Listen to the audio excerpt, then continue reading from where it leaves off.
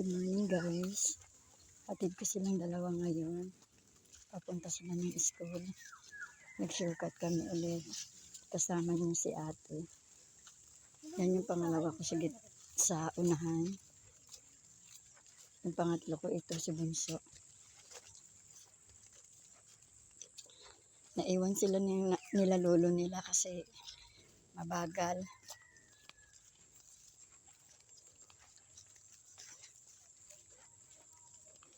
Sumasabay kasi yan sa pinalolo nila sa tricycle.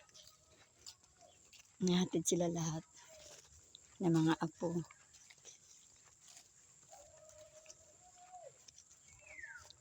Minsan si tito nila ang nagda-drive. Ngayon, hindi sila nakasabay kasi awaton magkilos.